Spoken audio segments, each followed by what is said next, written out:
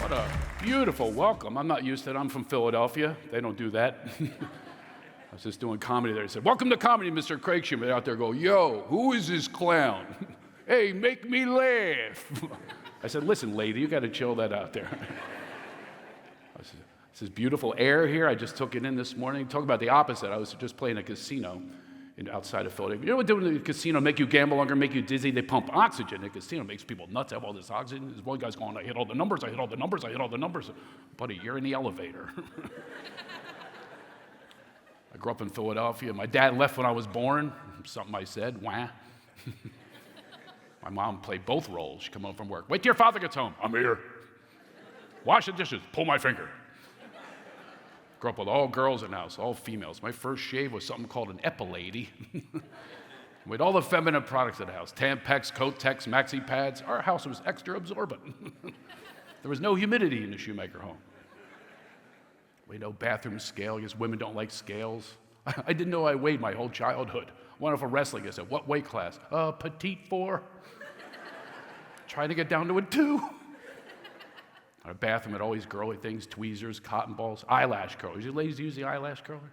You do? I'm wondering why. Is that the appeal to men? What we're looking for, trust me, not even on our top 500. If you ever once seen a guy go, "You see the lashes on that chick? So incredibly curly." Just imagine them things rubbing up against the nape of your neck. Nothing like a butterfly kiss on your neck with a curly lash. We are here to talk about laughter. I want you to take a little stress test for yourself right now. Take a check inside with yourself. But what's your stress level right now, 1 to 10? 1 is you're in complete bliss, and 10 years you're ready to run out of this room right now. Think about that. Now we're going to warm up. I did this backstage with all the speakers because obviously people are nervous here with expectations and things. So you're going to help me out too and help yourself out. We're going to change our condition, change our vibration. Now, I want you to take a breath in and let out a ha. Through your nose and let out a ha. All communal, all together. Here we go. Ha. Stress level went down a little bit, didn't it? Now we're going to add 2 ha's. Ready? Ha, ha. All right. How do you feel? A little less, right? Now we're going to laugh until you can't breathe, okay? By the way, your body doesn't need a joke. You don't need a joke to laugh. You can just volunteer. I do a thing called guided laughitation. If you can meditate, you can laughitate. So here we go. We're going to laugh at the end of this until you can't breathe. Ready? Ha.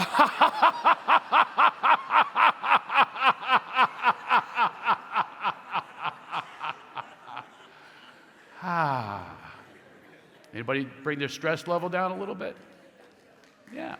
You're more present. More in vibration, more in a healing energy. Now, studies reveal that children laugh 300 times a day and adults laugh about 20 times a day. You know, people have a Fitbit. I think we need a laugh bit. We need to pass the kids, okay? Look at this, 400 laughs today, and you're going to make yourself well. Laughter is so good for you. There's so many statistics that tell you that. And also, what happens when you laugh? Think of your best friends that you grew up with. They're always people you laugh with, right? Have a grin, a giggle, or a guffaw with your friends. Think about sales, how you bring down barriers, you make yourself more vulnerable. There's so many things that happen with laughter. By the way, relationships. I've always read that women, number 1 quality you're looking for in a man, what is it? Sense of humor. It's a bunch of crap, but I've been doing comedy for years, and women are in the front row throwing panties. Tell another joke, comedy boy. But laughter will sustain a relationship. Look, the looks always go, but what's going to keep you forever is laughter. Think about that. Now, here's some stats. We get to the stats. Not my favorite thing to do, but some people need statistics, and these are from doctors and scientists. 95% of illness is caused by stress. How about how much stress we had during the pandemic? That was immediate stress. Oh my God, the whole world changed. I had to homeschool my kids.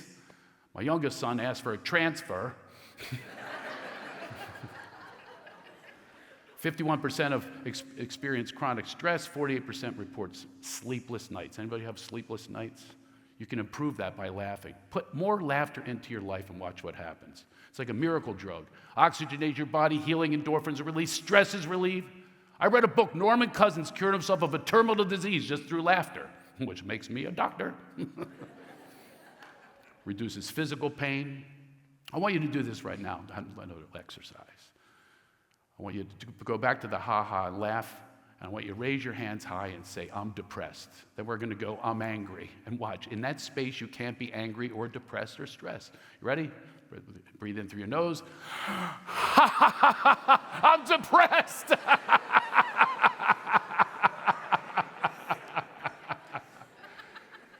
Now you're angry. Ready? I'm angry.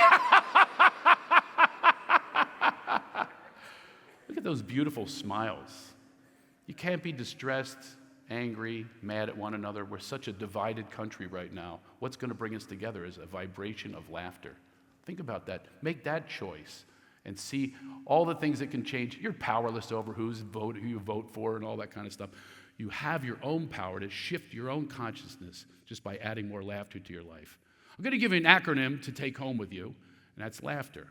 The L is for love. Think about what you love. Think about right now what you love. If you express what you love, what happens is you say it to someone else, and immediately you change the frequency. Say, I love my children. Look how many people smiled. You thought about it. You love your children. I love sugar. Anybody else? Ever since I was a kid, I ate so much sugar. My cereal, I get a big bowl, Cheerios, and I put 5 inches of sugar on top. They get down to the best part, that glucose quicksand. Everything but Captain Crunch. Remember, that was the hardest, sharpest cereal. You had to soak it for 4 days before you could eat it safely. Anything short of 4 days, you're walking around. I just had Captain Crunch this morning. It peeled the roof off of my mouth. The toy was softer. Remember the toy? I love toys. Why don't they have toys for adults? How about something in my Metamucil? Get to them, hey, look, a stapler. Post-it notes. List what you love. Watch what happens. Tell people what you love. Share that with someone. Acceptance. This is a big one in comedy, by the way. Lack of acceptance is conflict. Conflict is comedy. And I have a lot of conflict going on, especially modern parenting. I go out of my mind. Anybody with me on this? Who's with me on this? The way we raise kids now with artificial intelligence. They have machines. Baby Mozart. You put Mozart in their crib, supposed to help them sleep and make them smarter. If things changed, when I was a kid, my crib in Philadelphia, I was listening to my great aunt, chain smoker Marlboro Reds, give me a lullaby. When the bell breaks, cradle will fall. Hold my ashtray still. Play with my smoke rings. Look, the Olympic symbol. That's right, young people. That's how we rolled. And we had candy cigarettes. That's a true story. And we made ashtrays for our parents in art class. Look it up, you young fetuses over here. Look that up. List what you can't accept. Radical acceptance has changed my life. I didn't speak to my mom for 6 years. And one day, an ethereal voice came over me. And I realized my mom is the reason that I do stand-up comedy. I've gone to big heights, by the way. I came from nothing, a lot of stress. I had so much stress when I was a kid. I was bullied. We moved a lot. When I was a kid, I actually thought the word evict meant move. Hey, Mommy, here's the eviction truck. And we moved to, by the way, I say things not to have you feel sorry for me. It's so you can relate. I come from this, and I ended up with Netflix specials. I was a Comedian of the Year, American Comedy Awards. Who would have known? Little Craig Shoemaker. I was bullied. I was kidnapped when I was a kid at 13 by a serial pedophile. I tried suicide, drug addiction, alcohol addiction. None of it worked. None of it worked. What worked for me is laughter. I remember one day, this was a big ha-ha moment. I like to call them ha-ha. I was in 4th grade, picked on, bullied. We were very poor. I had one pair of pants, and these rich kids caught me in the bathroom sewing my pants. I was so filled with shame. I felt terrible, not a part of. I was in a brand new town. And one day I started sharing a story in 4th grade, Mrs. Stout's class. And it was a story about I broke a vase at home and my mom beat me. And I told this story about her beating me, and I watched the room start to shift. I'm like, wow, they're really noticing me. They're acknowledging me. They're hearing me. They see me. This kid over here and this one over here, my bully over here, suddenly they're noticing me in a whole other way. And it became like magical. And then I increased the story. I said, I was beaten so bad I was a piñata. I had candy flying out. They laughed. That was my big ha-ha moment. I said, this is glorious. Add more of this in my life. And the next day, things didn't go well. The teacher, Mrs. Stout, she said, he'll never do this again, class. Not in my class. And she took blue yarn and she bound my wrists behind my back. And she put me in a supply closet for the whole day. Don't you get off that box. And I was defiant. I'd get off that box and see her thighs coming in her plaid skirt, and I look through the vent and I'd pop back on that box. She said, you'll never do this again. And then some ethereal voice, something inside of me said, yes, you will. Because you want to create those moments again and again and again in your life. This was something that was so profound, so transformational. And it led to a point where I have a comedy career that's lasted since I performed at Ava Tomini's backyard when I was 17. And the laughs have been coming ever since. Now my purpose is to let you know the power of laughter, the awareness of that became my purpose, not about me anymore, just about shows and things that I do. It became about that. I have to tell you a story about when this came up for me. A few years ago, I was actually doing a speech at a church for Christian men, and after I got off, the pastor came up to me and goes, I always wanted to meet you. I said, oh, thank you. Just thought I was a regular fan or whatever. And he took me back in his office. I was feeling really beautiful being there. And then he went on stage and he told a story about 30 years ago. He was studying to be a pastor. He had a Christian mentor, had a wife and 3 kids. He kind of wanted what he had. Then he had a fiance and she became pregnant. He met her in Christianity. He went back to his parents and they said, he introduced her. They said, you get out of this house. You abort that child or you're not our kid anymore. He goes, I can't do that. And he left the house and they disowned him. He was distraught, obviously. Then weeks later, she took her ring and she put it on the dashboard. She goes, I can't marry you. This is not your child. It was his best friend's child, his mentor in Christianity. So obviously, you can know how you would feel. He was completely distraught, suicidal, literally. He knew exactly how he was going to do it. He was going to drive along this road where he'd been on a number of times, drive off the cliff to the left, and end his life. And a miracle occurred, and he didn't do it. He made the right. After he told that story, that night I went to see Kenny Loggins, an old friend of mine.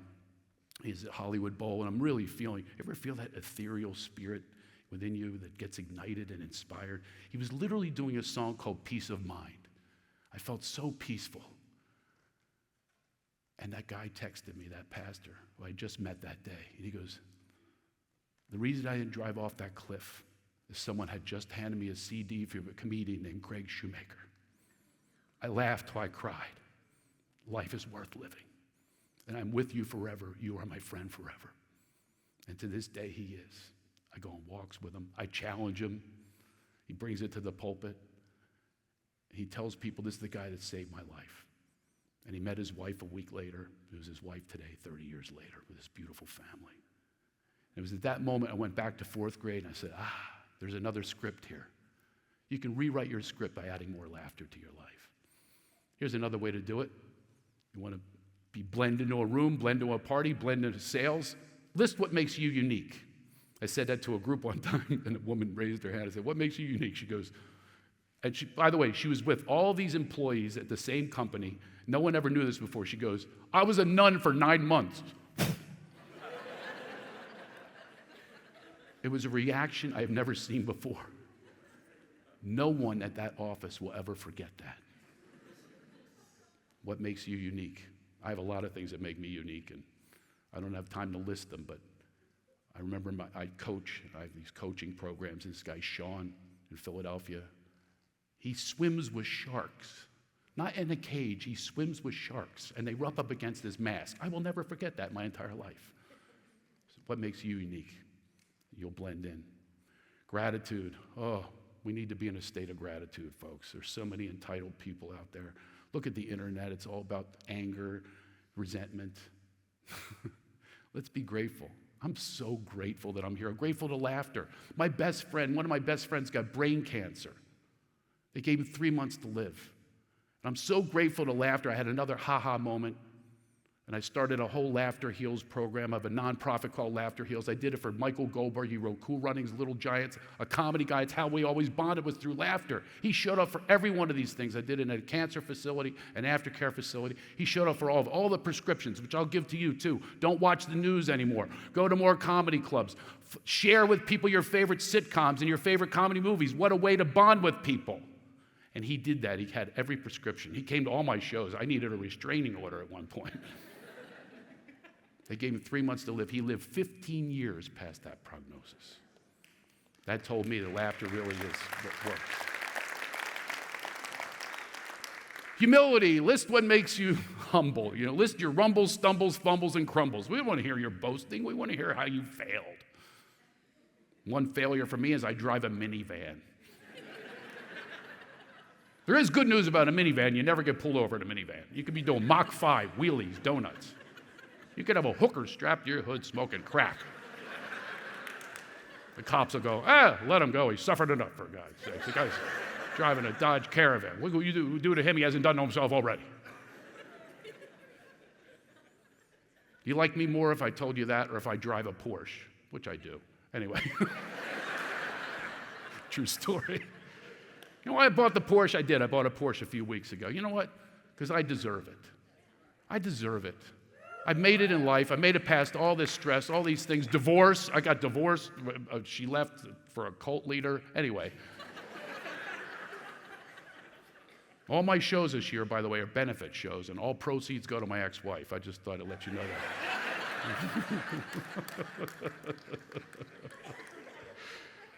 I laugh about it. We all have tragedies. We all have difficulties. Find the laughter. Find the joy. We're all born love, light, and levity. We're born that way until I'm writing a book called Get Out of Line and Into Alignment. Get out of their lines where they reward you for getting an A or a B for what they tell you to learn. Learn what's inside of you. That joy is inside you. That potency wishes to be released in genuine energy flow. Tell the truth. That's the T. Tell something that used to be a lie and admit it. Watch what happens. By the way, when I went to college, I didn't want to get in fights, so I told everybody I was a black belt. I had a yellow stripe on. I took 3 courses, because I told, listen, if I hit you, I'll be arrested these are certified lethal weapons. I just told you that truth, and it's a true story. What do you think of me? You think bad of me? Tell the truth. Be vulnerable. Vulnerability is a superpower. Ego. I call ego evading growth opportunity. Every time you let your ego run the show, watch what happens. Just this morning, I was on a Zoom. I do these consciousness, mindfulness Zooms. And I was like, a little proud of myself. I'm doing a TED Talk, and I'm walking along. And I wanted everybody on the Zoom, I put my hand up. I wanted them to all see, look at this. I'm on this coastline. Look at this. I swear to God, as soon as I'm ready to go on, it poured on top of me. There it was. There's the ego. But I leaned into it, and I encourage you to do the same thing. Lean into it. Call yourself on this stuff. It makes you more approachable. Have more fun. R is for reboot, reset, rejoice. That's what I'm doing right now. I'm rejoicing with my life. I got to do this today. I reset my career even. I'm still doing lots of comedy, but I love doing this because I get to give you something. You get to walk away with something. You get to walk away with tools and take laughter seriously. Let's take a cleansing breath and let out a ha. Ha. Laughter is the best medicine. So open up and say ha ha every day. Thank you so much for having me. Thank you. Thank you.